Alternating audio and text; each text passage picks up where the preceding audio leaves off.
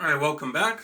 So in this video, I want to now talk about an interesting behavior that I've noticed or that I believe to be the case, or kind of an interesting mental state that actually results from spiritual drive. It's actually a negative mental state that results from spiritual drive. And it's something that I feel that everyone has probably experienced at least once in their life, but more than likely everyone's experienced it most people have experienced it many times in their life. All right, so it's a state I call spiritual anomie, which is similar to the term anomie in sociology, which we'll talk about in a moment. And I just think it's that this kind of idea, it's interesting to think about this idea when you study human behavior, especially as it relates to our relationship with God. So I just thought it was interesting enough to make a video to talk about this. And I'm sure that, once I explain it, you'll probably say, figure you probably experienced this in your life as well, and as I did also. So before I go into it, I want to talk about what anomie is, right? So I'm definitely not a sociologist, but this is actually a term in sociology. So it's called anomie. I first learned about it in college many moons ago, right? So my memory of it, and I may get it wrong, but my understanding of anomie is that anomie is basically a mental state, or it's kind of a condition, you could say, where a person feels a sense of emptiness or a sense of lack of direction, right? So basically a negative mental state. You feel a negative emotion. You even feel disillusioned, right, by the sort of a lack of purpose in life, right? You don't have direction on what to do, and that's causing you to feel a sense of emptiness. And that lack of direction occurs as a result of generally the institutions of society failing you in some way. Either you just feel you can't conform to them, perhaps they have changed from what they were, or they've simply fallen down and, like a society getting taken over in war or something, and they're just no longer around to give you a sense of direction. And that leaves you feeling empty, right? So that's my general understanding of anomie. So a good example of that, the one I put in the book, I believe would be the fall of Rome. So I don't know how much sociologists might agree with that, but I think based on my understanding, I think that's a good example. So when Rome fell, right, there was chaos everywhere, right, if I'm not mistaken, that led to the Dark Ages, and there was no longer very much protection or direction for the peasants, right? And so eventually I believe that actually led to vassals and feudal lords, so local sort of areas with these sort of almost like privatized militaries to protect the people, because there was no real central authority figure or government figure, right?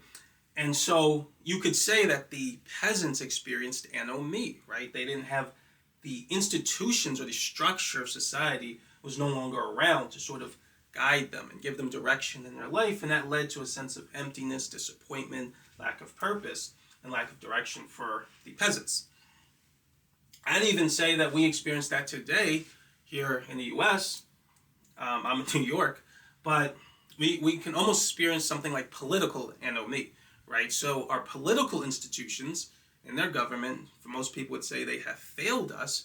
Most people do not identify with really any one of the two dominant political parties, and that causes them to feel a sense of emptiness, right, in terms of their ability to make a difference in the government and in our society, right? And so those institutions just don't give them a sense of direction or structure, so they feel a sense of emptiness. So you could think of that as political anomie, right? So what do I want to talk about here? So now I want to talk about what I call spiritual anomie.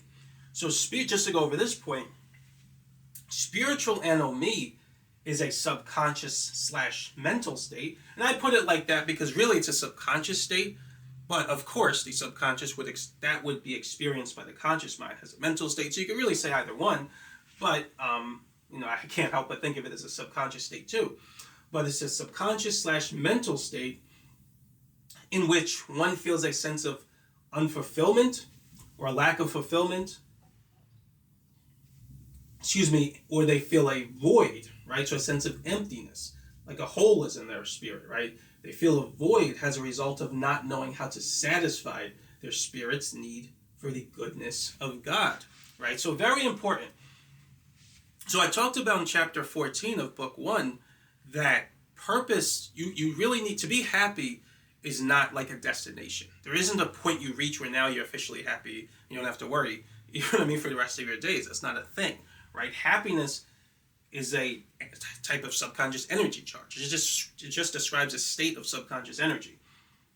Your subconscious energy is constantly charging and discharging. So you need to balance it between two types of happiness, which are generally antithetical to each other. When we talked about purpose and pleasure. I believe I mentioned, I did put in the book, but I mentioned that there's a third kind of happiness, which is really the main kind, and that's this kind, right? So we're now at the point where I could talk about it. So your spirit needs to sort of become one with God again. So we talked about last video with spiritual drive. Now, if your spirit is, if your connection to God is dropping or goes to a low level, like you feel a sense of emptiness, it creates a void. And the more it drops, the larger that void gets. And that drive is sort of telling you, it's like an urge, an ambient urge within you that tells you that you need God to be happy, right? And that's actually a function that's an innate need that's built into your spirit, right? You cannot be happy without God. The further you go away from God, the less happy and the less complete you're going to feel. And it creates now you can use we haven't really talked too much about it yet, but like I said, your connection to God is the master sort of component of quantization. So it affects the other three. So even if you're not as connected to God, let's say from a sort of median point or a medium point, which we'll talk about later. You can think of that as the reference point. Let's just call that 0, right? But if you're not there and you have a much weaker connection to God, you can still feel positive emotions, but you won't feel them as much. And you can feel all the negative emotions much more powerfully. They're much easier to charge. So if your connection to God weakens, right, you're gonna just have a harder time being happy, and you're gonna feel a whole bunch of negative emotions. And it's not as simple as just charging a positive emotion, like we said, because it's not as simple as just changing your frequency. No, you need to get closer to God to solve that type of problem, right? You can't just pick this frequency and start charging it, right? So when people experience that, when people's connection to God weakens, there's a need that their spirit has, which is like, it's almost like an itch that needs to be scratched, right? And a lot of times people do not know how to scratch it, right? They sense it it's like they know it subconsciously, but they don't always understand it on a conscious level, right? So just as an example, you might remember when going through puberty, right? So when I was going through puberty, I seen girls all the time. I did always like girls, never was really, that super interested in like dating them until I hit puberty, right? So when I hit puberty, I felt urges, right? So this is probably a little funny, but just to basically, I just think that's a good point. That's a good way to exemplify what I'm trying to say. When you hit puberty, you feel a whole bunch of urges, right? And it's like an itch. You feel the need to satisfy that urge. So what do? Well, it doesn't take long to figure out the thing that satisfies that urge are girls, right? Or, whoever you're attracted to. If you're hungry, right, the thing that satisfies that urge, and you might not even know what it is sometimes, but the thing that, for food you will, but the thing that satisfies that urge is food.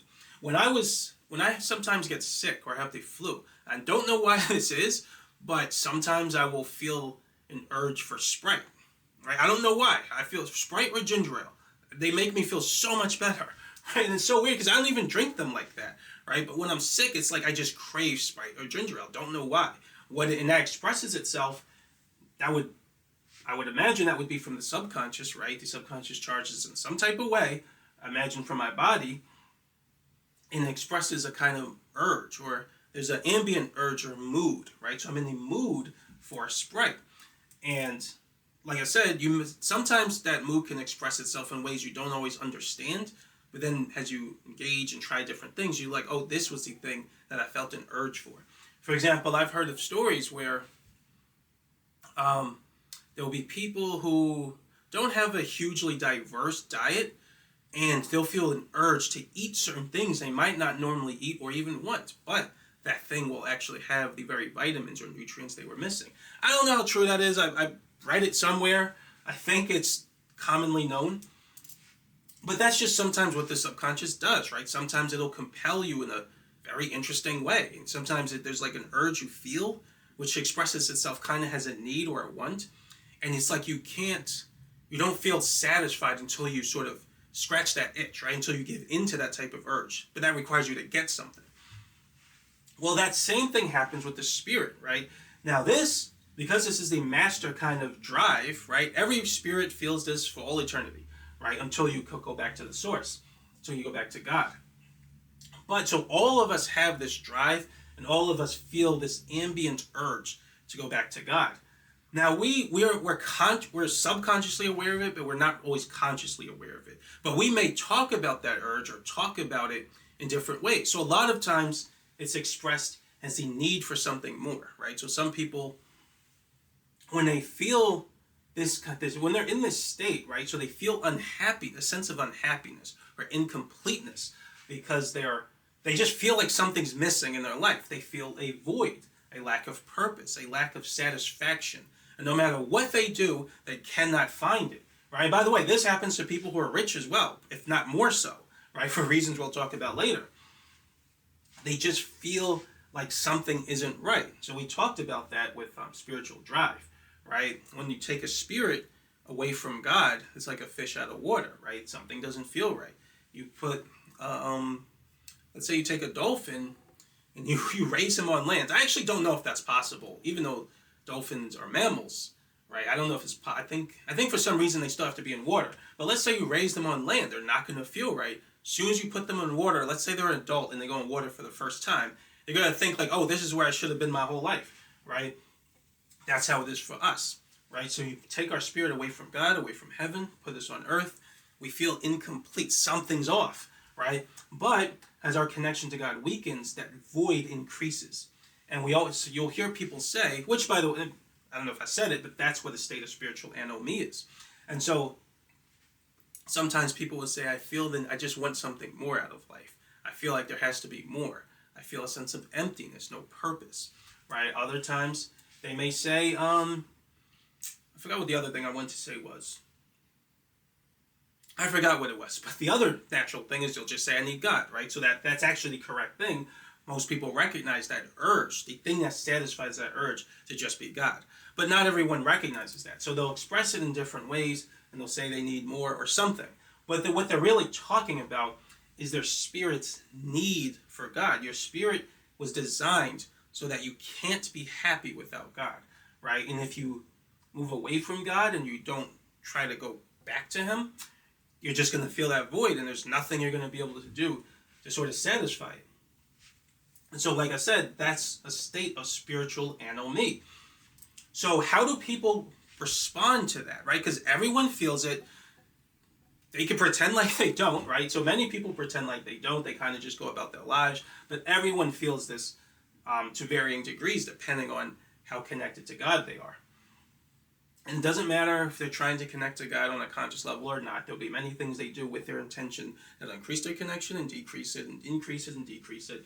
And things like that. But as it decreases more, then that void fills more. But it's an annoying urge, right? It's like an itch you can't scratch, right? But you want to, right? So what do people do to satisfy that urge, to try to scratch that itch, which again, they may not even be aware of entirely what it is on a conscious level?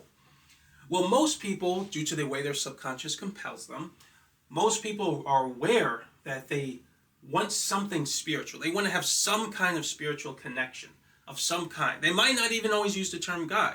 They might just say they want something more, or they believe they want to have a spiritual experience, or they want to pursue spirituality, or they'll say directly that they want God.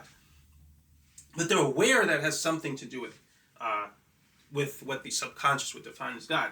So to go over this next point, to solve this problem, right, so the problem of needing to fill that void and needing to go to God to feel truly happy, most people seek out the dominant religious institution in their society, right? So this is why pretty much every society, it's actually part of the natural order for societies to have religious institutions or spiritual institutions.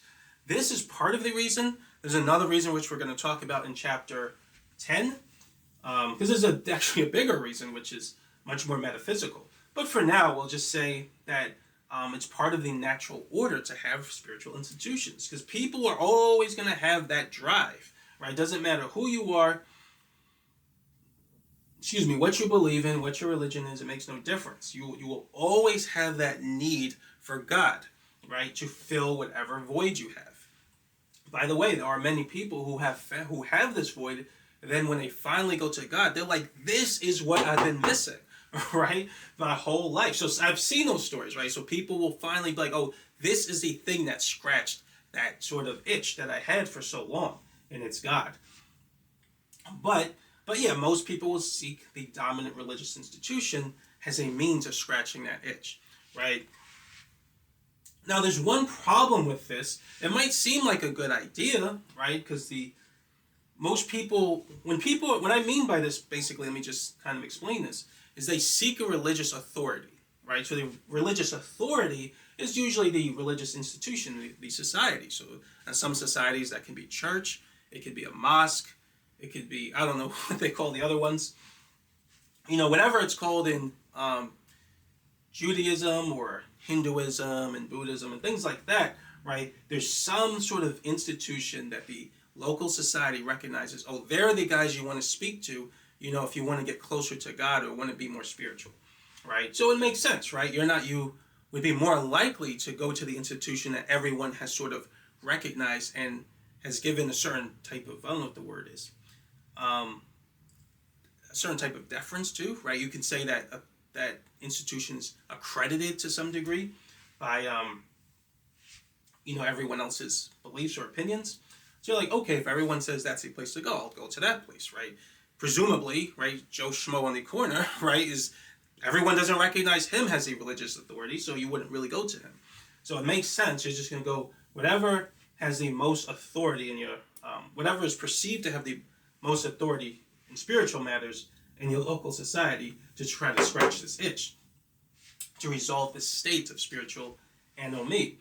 But there is a problem, right? So there's something that can go wrong in this situation, and it's something I call spiritual distortion, right? So to go over this point, spiritual distortion occurs when the conscious mind adds extraneous information to the intention that focuses on God. This results in dampening one's ability to increase their connection to Him. So that's also very important. So what do I mean by that?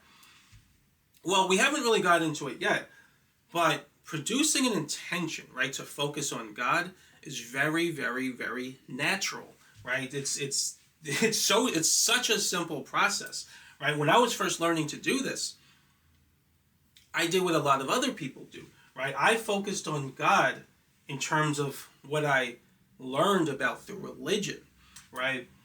But when I recognized, and I'll explain that more in a moment, but when I recognized that God was that purest feeling, which, by the way, I actually did this, I understood that years before I kind of came up with this theory of the subconscious, which I'll talk a little more about that experience next chapter.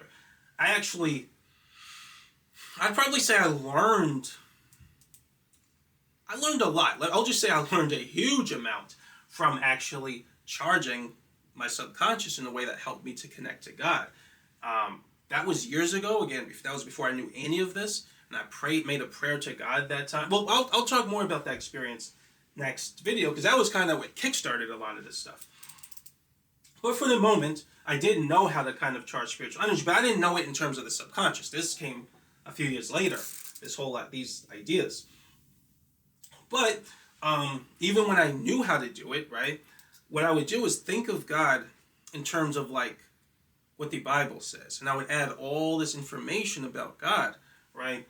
But I knew that pure feeling, that purest feeling, purest of pure feeling that I get when I focus on God, I knew that was God. So whenever I adjust my intention to whatever way was needed, right, to get that spike in that huge spike in that feeling of purity, that feeling of holiness, just cleanliness, right? No corruption whatsoever, pure cleanliness or holiness.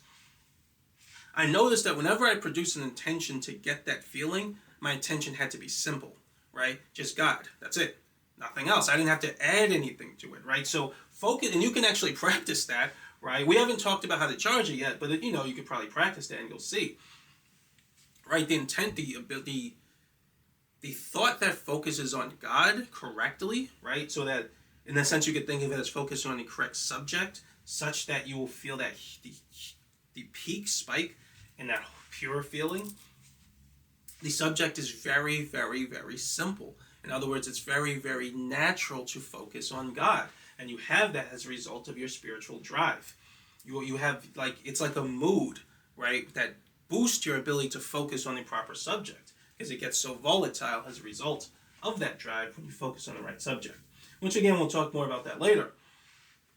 But what I realized ultimately from that experience, or from charging this subconscious energy to connect to God, is that it's very simple and it's very natural to focus on God.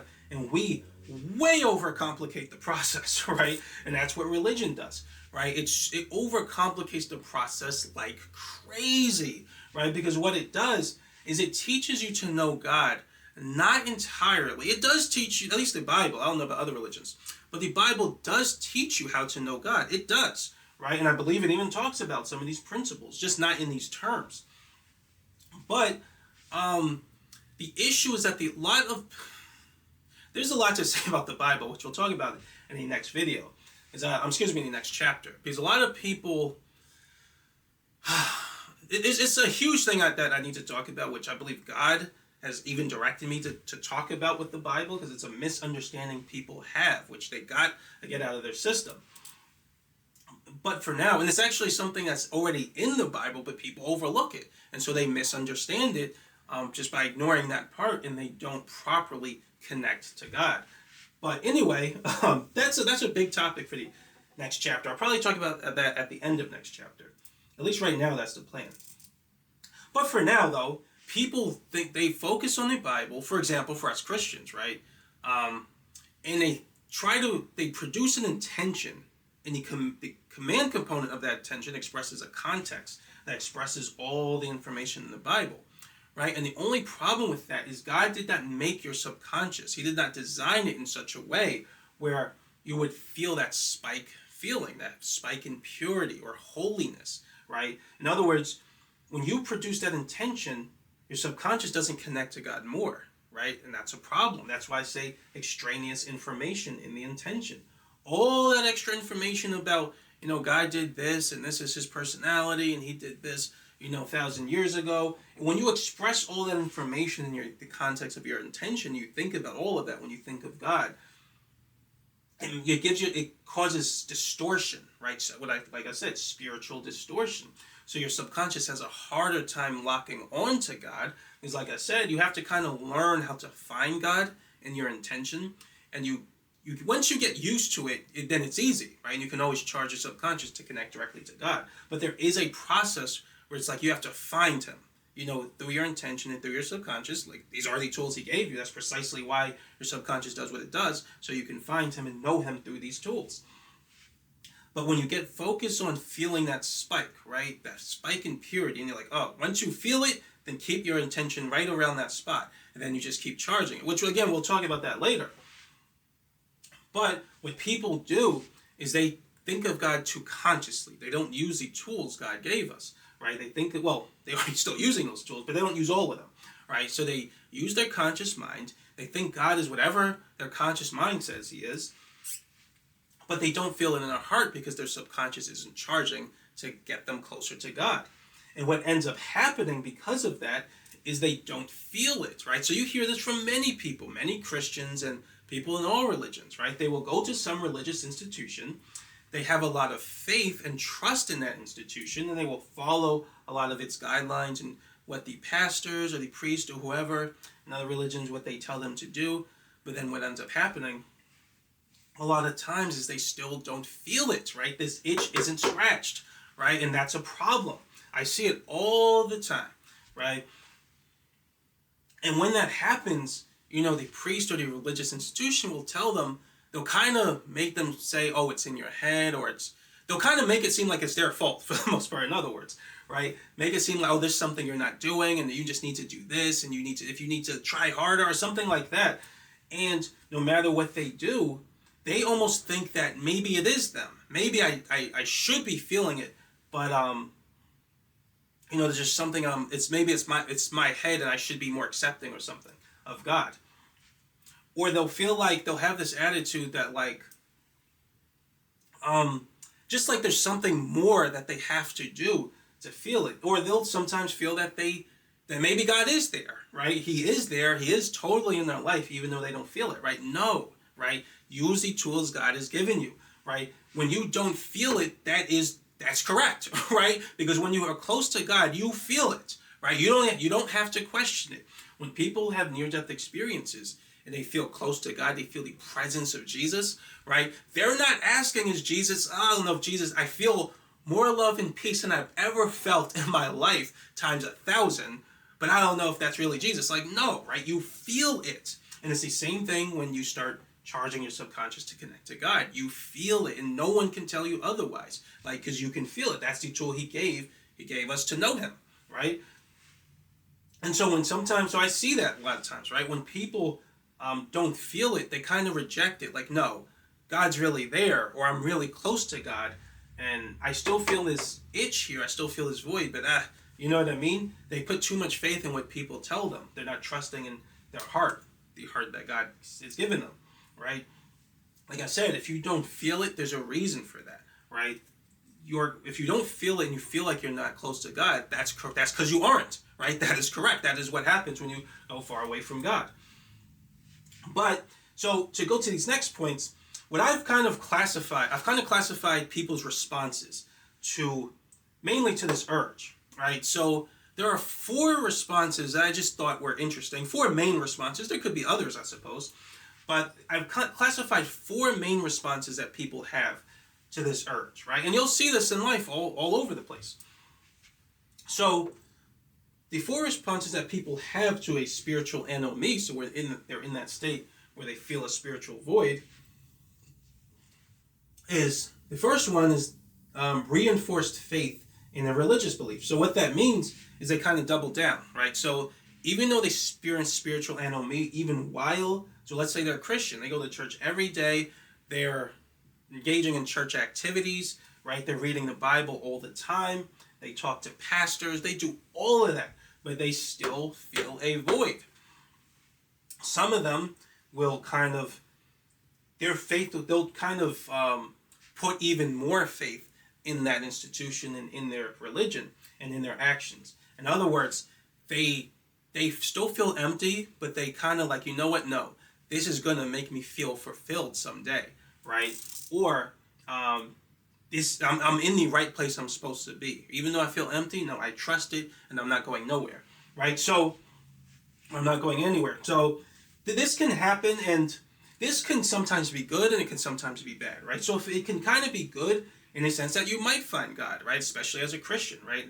I know that sounds a little biased, but I'm a Christian, so you may actually find God eventually, right? And then you will feel you're going to start to charge your subconscious in a way that does connect you to God, and you're going to feel it more now, right? And then at that point, more than likely, you'll have a relationship with God, and then you'll feel wonderful. So that void is finally closed. But sometimes this can be bad, right? So you're a sort of conservative religious fundamentalist, right? These would be your people who feel this void. They feel it all the time, but it's like they don't admit it to themselves, right? They just think they're right with God and they're where they need to be based on their actions. They don't trust what their heart is telling them. So their heart feels a void, right? They don't feel a lot of love and peace and joy. They don't feel that feeling of holiness. They feel almost kind of a darkness. A lot of people, I would actually even say a lot of people, I would imagine they don't really fully even know what it's like to feel a huge state of holiness. They don't have that reference frame. They think what they're feeling is normal because they felt that way so long. When you start to charge your subconscious to feel close to God, you're going to now have a reference point to know what true goodness feels like and what true holiness feels like. And for me, it's like all I want. You know what I mean? It would be hard for me to ever go back to these negative feelings. But, people, religious conservative fundamentalists, they have this attitude that because they do all these, in the Bible, so all as Christians know, the phrase that faith without works is dead, or the statement, because it's not about just doing works, right? It's actually about your relationship with Jesus, right? Which we're going to talk more about that too. But they think that their works are what sort of make them favored by God, right? So even though they feel this void, it's almost like they're acting, right? They go through the motions. They go to church, they maybe donate, they talk to pastors or engage in church activities. They think that gives them a free pass to do whatever, and they're ultimately in their lives, because they're not actually close to God, spiritually or on a subconscious level, they have a lot of negativity in them, right? Because like I said, the further away from God you go, the more you can charge all negative emotions, and you feel them more. And that manifests in their behaviors, right? So they have a lot of negative behaviors, right? Hateful, jealous, right? Prideful. Maybe they engage in lust and things like that, right? And so, but they think it's okay because, hey, they're going through the motions. So sometimes this can be a bad response. Doubling down on your faith can be a bad response to spiritual anomie. So the second response is converting to another faith. So you see that a lot, right? So when their needs aren't being satisfied by one religion or some dominant spiritual institution, then they go to another religion or they find another faith. And so their hope is that this faith will satisfy the needs that the previous one could not, right? So sometimes you'll see a person who aren't having their needs satisfied in Christianity, they'll go to Islam, or they go to Buddhism. And this could be the other direction, right? They'll be in Islam and they'll go to Christianity, to Jesus, right? But I think the most common one, and people watching this probably will know what I'm talking about, the most common one is New Age, right? So a lot of people, when their faith is not being satisfied in one of the common religions in the world, right, they go to New Age, right, in hopes of finding the thing that will finally cause them to feel satisfaction here, which a lot of times they don't find it, right? It's kind of a whole thing with New Age. We're going to talk a tiny bit more about it in chapter 5. But then what other people do in response to this, the need to solve the spiritual anomie problem, is they give up, right? So they give up on the search for God, and these would be your soft atheists, right? So these are the atheists who wouldn't say they've studied God, and they've studied him like crazy. They spent many years studying him every day. It's been the only thing on their mind, and they've come to the conclusion there is no God, right? These are the people who don't have a super hard sort of belief about whether God exists or not. They just kind of given up, and they're like, hey, you know what I mean? I don't know, and I'm not going to know. And they, these people would, they would feel this urge, right? And they would still feel a void, but they kind of they kind of accept the discomfort of that void feeling, or that feeling of lack of fulfillment. They accept it and just kind of go on with life anyway and take their wins where they can in terms of feeling good. Sometimes they might, unbeknownst to them, they produce an intention in a certain way that just causes them to connect to God more, and they feel a little more happy. And then other times they won't. But hey, they're like, I don't really care too much. I'm just going to try to feel good where I can. So ultimately, these are your soft atheists. They just give up. They accept that they're going to feel this void, and they just stop trying to solve the problem. Of trying to satisfy that urge and get rid of it. So the last group, right? These are your hard atheists. So this group of people respond to the spiritual anomie. They respond to that feeling of the void by rejecting the idea that God exists. So that might sound a little strange, right? Why would you, if you have a need to go toward God, right? Why would you reject the idea He's even there? Well, it kind of goes back to what I said before. The fundamental cause of atheism is fear, right, at its core. What atheists usually do, and I talked about it before, is they feel this urge, right, and they feel a kind of void, and they know that they don't know it entirely on a conscious level, but they feel like there needs to be something more, right? They need something beyond the physical for satisfaction, for true satisfaction, true happiness. And what they do is they convince themselves that a lot of times they will actually search for it, right? And this is you will see this in people who are Christian for many years or in some religion for a lot of years, and then eventually they turn into atheists, right? And some people are probably atheists from not a, I wouldn't say a super young age, although I imagine it can happen, but it's very easy to focus on God at a super young age. But yeah, sometimes it may be at a younger age. Maybe they're atheists. But usually that's even just in response to stuff they see from religions, which they think represents God, which it doesn't, right? So that's erroneous thinking. But they, a lot of times they will sort of, especially if they're looking for God like crazy and they don't find him, but they still feel that urge, what they do is they convince themselves that this urge really is just me wanting there to be more. I want there to be an afterlife. Maybe I'm afraid of nihilism. Maybe I'm afraid of the idea that there will be nothing after death. Yeah, that's it. That's why I'm feeling this. You know what?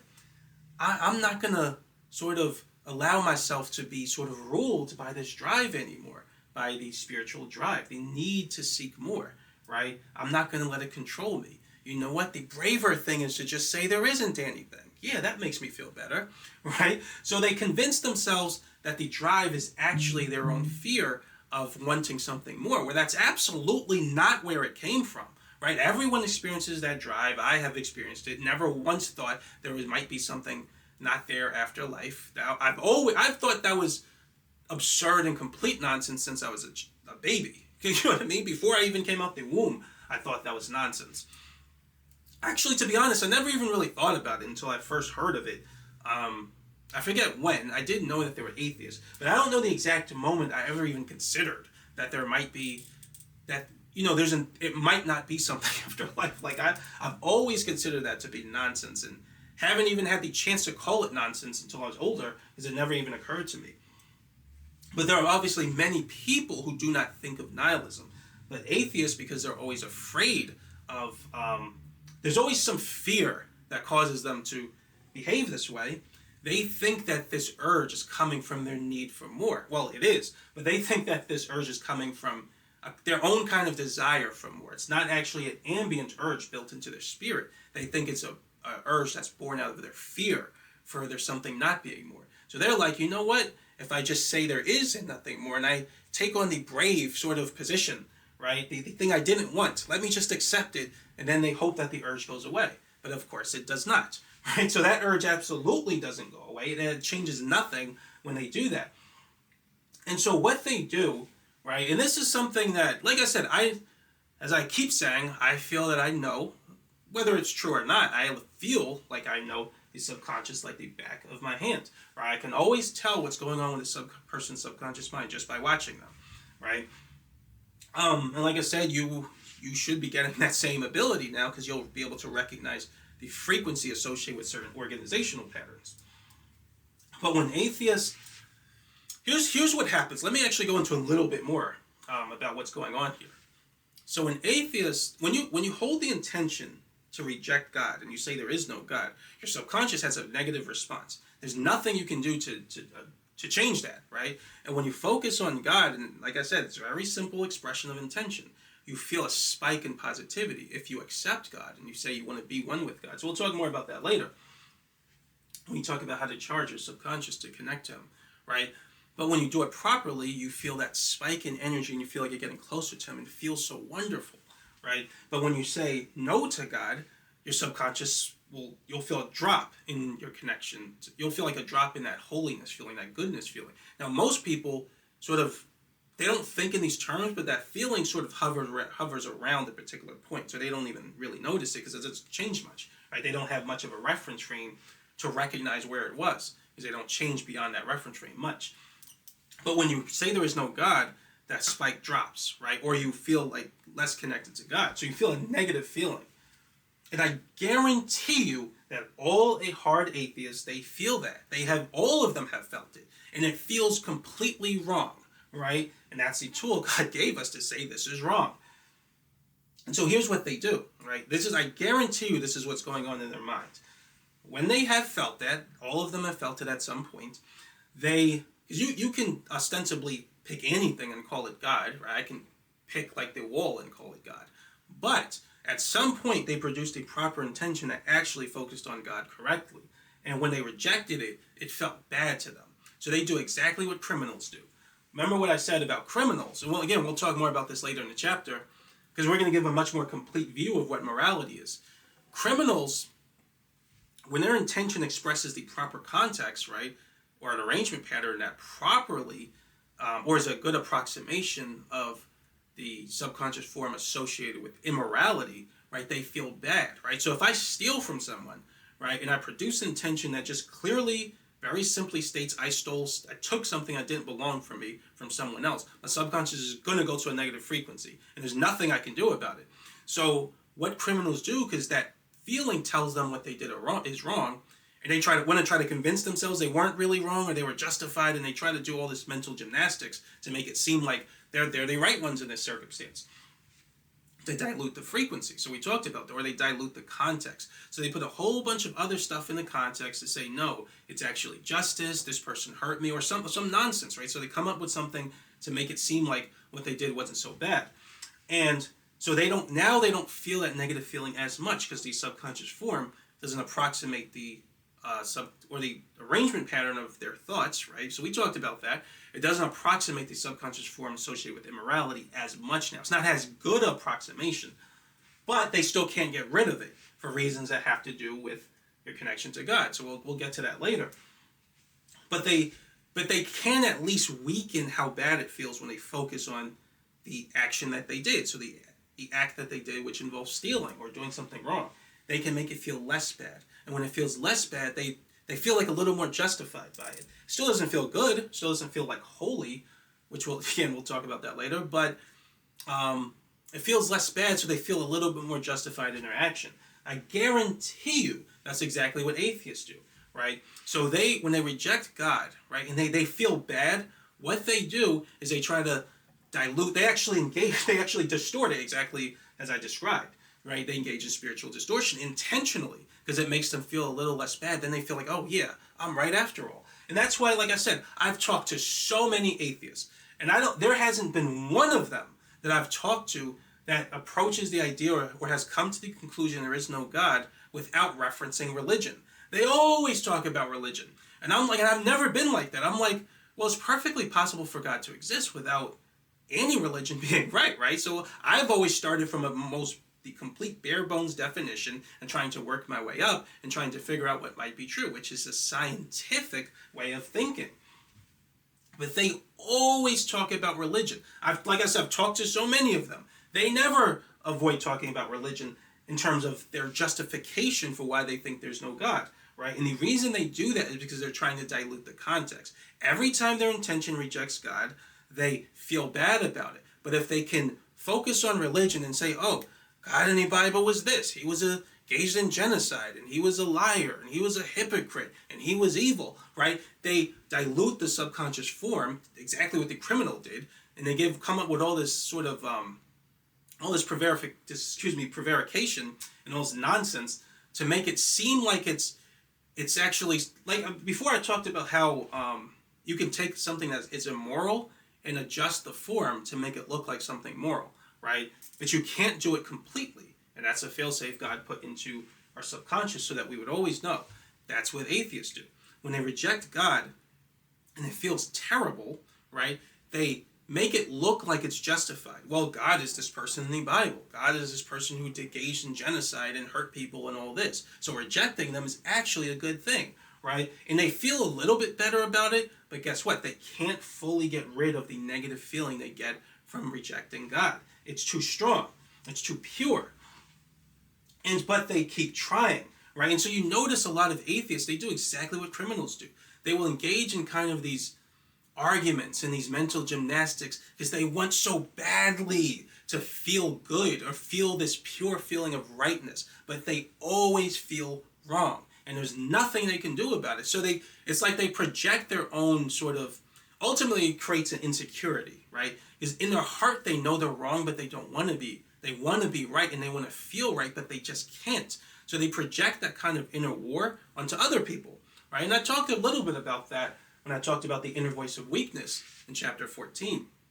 What they have is kind of an inner voice of doubt, right? Something, well, which is spiritual drive, but there's something in their spirit or in their subconscious that keeps telling them that what they're doing is wrong. Exactly what a criminal experiences. Doesn't matter how hard they try to make it seem like stealing is okay or hurting people is okay. Doesn't matter how much society has taught them or drilled that into them since they were a kid. They always know that it is wrong. At the very least, they know it doesn't feel like things that are actually good, which are good approximations of the subconscious form associated with morality. So what atheists do is they do the same thing. They try so hard. They look for any which way they can to adjust the context to make it seem like they're attacking something that's evil so they can feel good, but they can't, right? And they'll project that inner war onto people, and that's why they always feel this need to attack religion, because they're constantly trying to justify it to themselves. And I guarantee, and I've seen many people like that, so you, the person watching this, you've probably seen it too. You've probably seen atheists, like, why is he so on it like that? Why is it so important for him to attack religious people and attack religious ideas? And that's because of this, right? It's because they're hoping that if they can just make the right argument, if they can just sort of debate the right person and, attack some scripture in the Bible, finally they'll feel good about rejecting God, but they never do, right? And it's an endless battle, right? It's its own kind of form of turmoil, and they will tell you that they feel okay, but I know they don't, right? I know how the subconscious works. Like I said, don't take my word for it. Look at spiritual people who you really get the sense, and there's not many of them, to be honest, right? But usually it's going to, at least the people I've noticed, is usually born again Christians. But it can be people in other religions. It's just, to be fair, you don't see it very often. People who actually do have a strong relationship with God. There's like a glow they have to them. They feel truly happy and truly joyous, right? They don't need material things. They don't care about them. It's like they always seem satisfied, like they have more than enough, no matter what condition they're in, right? They have an easy time helping people. There's like, basically that's where you can see this in the organizational pattern that is reflected by their emotions and by the way they control their body. But ultimately, there's a happiness and a joy to them. There's a love to them. I've never seen an atheist with that. They always seem like they have this kind of darkness to them. And that's because of this. You cannot reject God and still charge at the positive emotions in terms of making them very, very pure, right? Or holy. And when the more pure it goes, the more holy it feels, then it's going to be easy to believe in God, right? The higher it goes, the easier it is to believe in God. So if you're on a frequency, or you have your connection to God is at a certain place where you feel like you want to reject him, or you feel comfortable rejecting him, then you're definitely not on a high frequency, which means you're not going to feel a lot of positive emotion. So I believe that's borne out in atheists you see. They're never fully happy. And like I said before, I believe that's actually also borne out in data. I haven't looked at it, but I heard it in the debate where they said like people who generally who aren't part of a religion, who are atheists, they're usually unhappy. A lot of times they engage in suicide and just things like that, right? And that's because of this principle. So one last thing I wanted to mention. So like I said, I just thought this was interesting to recognize in terms of people's behavior. But one last thing I want to say is that God always reaches out to people, right? So he doesn't, this is one of the tools, our spiritual drive, as well as the nature of our subconscious. It's one of the tools God has given us to find him, right? Because the purpose of life ultimately is to, we'll go more into it in chapter 9, but for now, we'll just say part of the purpose of life is to find God, to know him, right? He doesn't give you knowledge of him. That would have been easy, right? He wants you to discover him and choose him, right? Why that is, we'll go to later. We'll go into it later in chapter 9. But what he does is he always gives people signs, right? Throughout their life, right? He gives them a sign and something that makes them, because he wants you to know him through faith, right?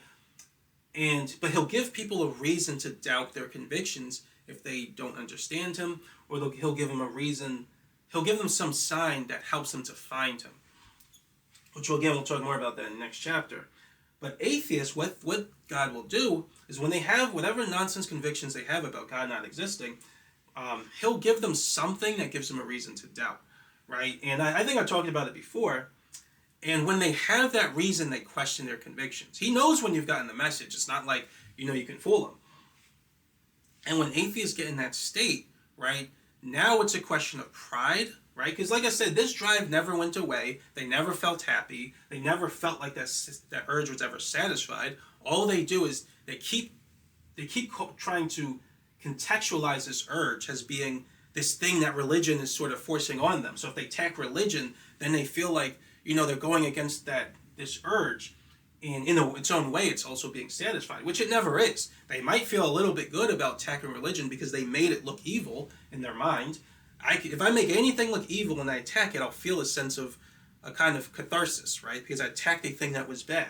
But that's not going to satisfy this. It's not long lasting. And that's what they go through all the time. And like I said, I guarantee you watch any atheist, you'll see this. So I forgot. One other thing I wanted to mention is what I mentioned before about this. I think it was either a TEDx talk or a TED talk I saw about this lady who was a porn star, right? And she wanted so she wanted people to treat adult workers, right, with more respect and for them to have more reverence and not to be looked down upon in society. And so she had the exact same attitude atheists have. She had this kind of attitude like everyone's attacking her and looks down on her, and people in the same profession, and they shouldn't. They need to respect them and treat them as like a normal profession, right? And she had all this animosity.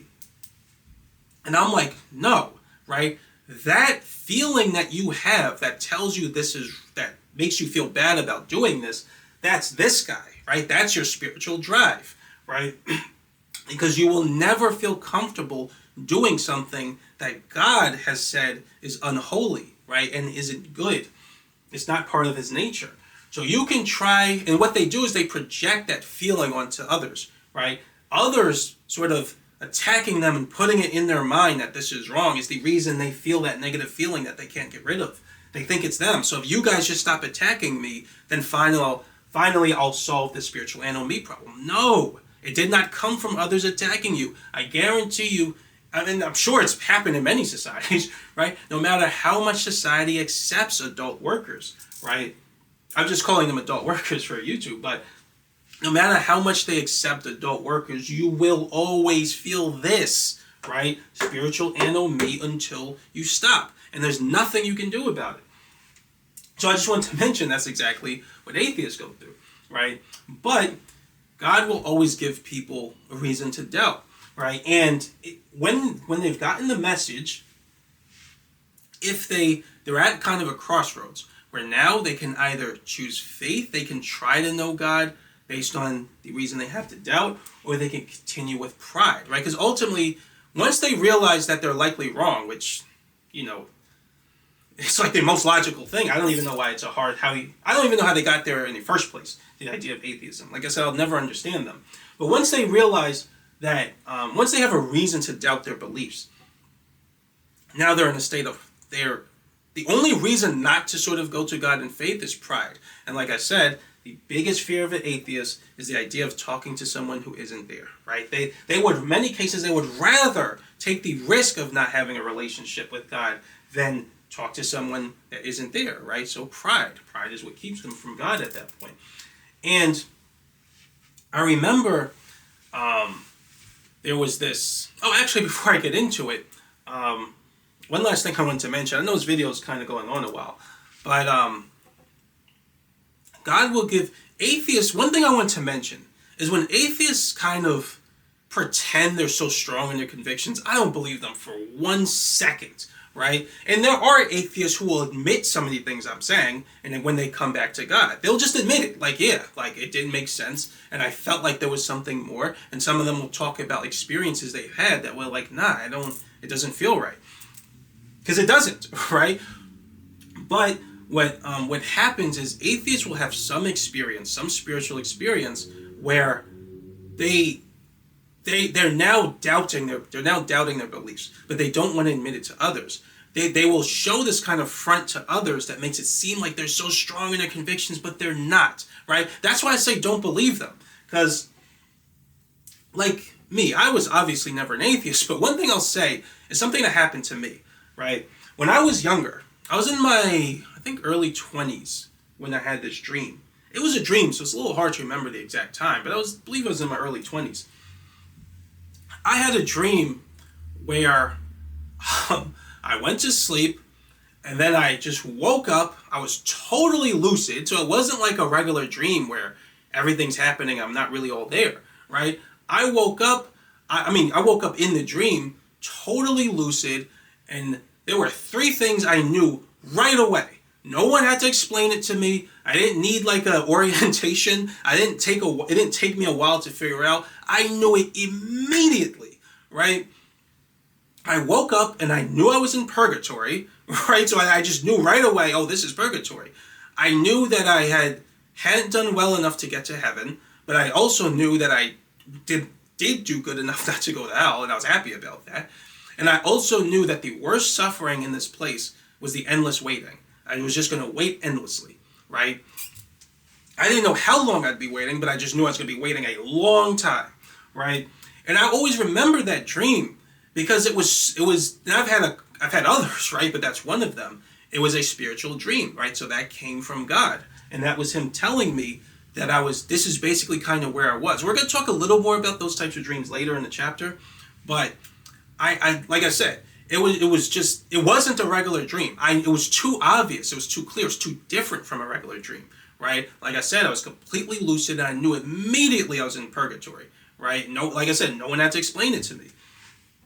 And there was some other things that kind of happened in the dream. I was kind of looking for people in the dream. I was kind of hoping I didn't find anyone that I knew, because I knew it was not really a great place to be. Anyone I knew, I wanted to be in heaven.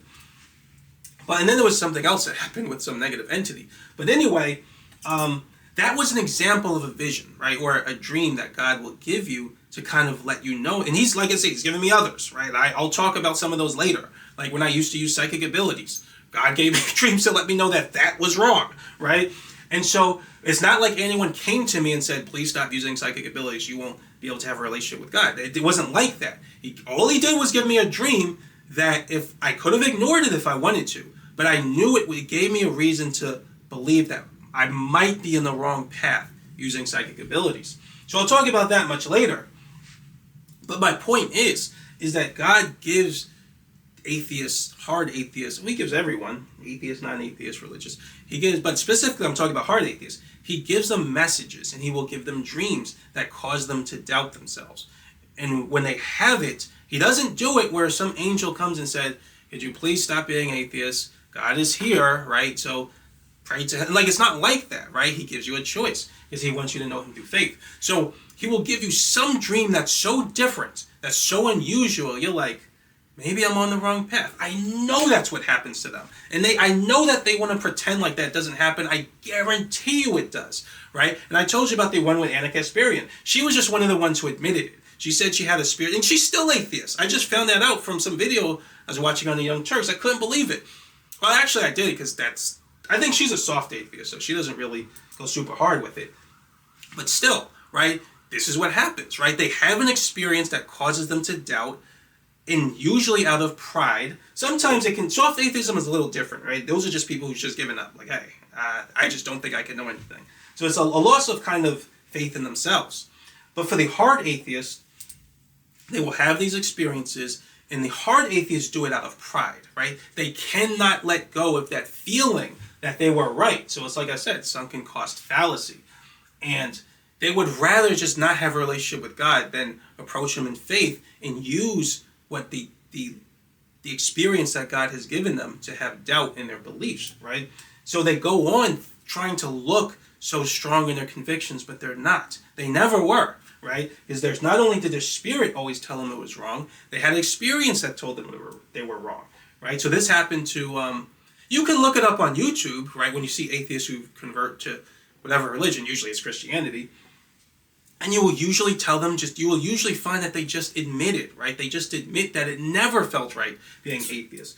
And then they will tell you, a lot of times that they had some experience. So like Howard Stern is kind of a well-known one. So he had a near-death experience that just told him clearly that from the near-death experience, he realized clearly he was wrong, right? There were others. I forgot their names, right?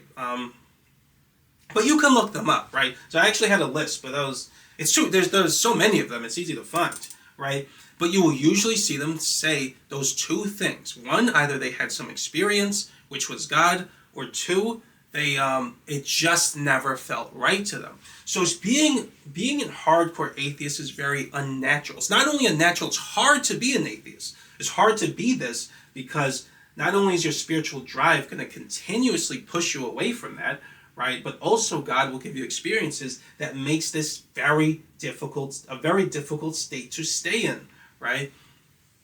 Which is why you'll see people who are in this state, they're constantly attacking religion because it's the only thing that temporarily makes this feeling feel a little bit satisfied, right? Because if I see God as a tyrant and then I contextualize him as a tyrant, I don't use the tools he gave us to know who he is. I have to use this man-made concept of religion, and I have to use it. I have to contextualize it to see God as a bad guy. Then when I reject the bad guy, then I don't feel so bad, right?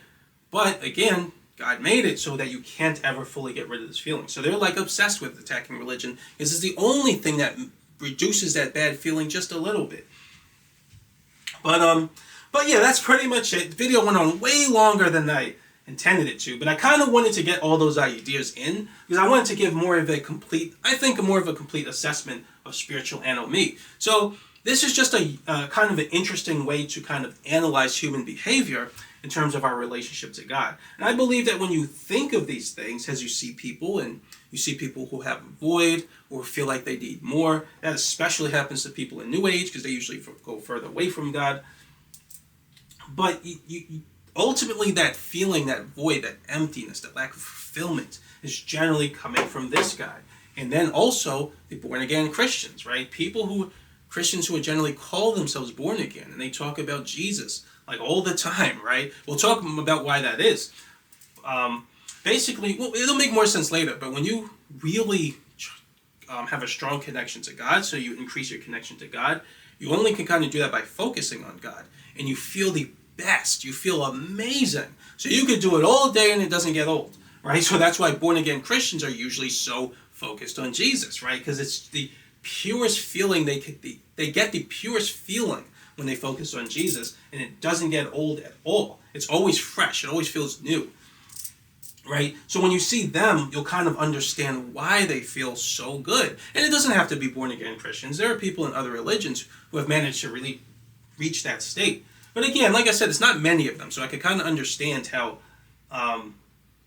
people might not be very familiar with others who have reached that state. I have definitely seen them because I recognize it. But when you do see those people, just think in terms of this. So again, this is just an important sort of condition or mental condition or subconscious state to think about in terms of our relationship to God.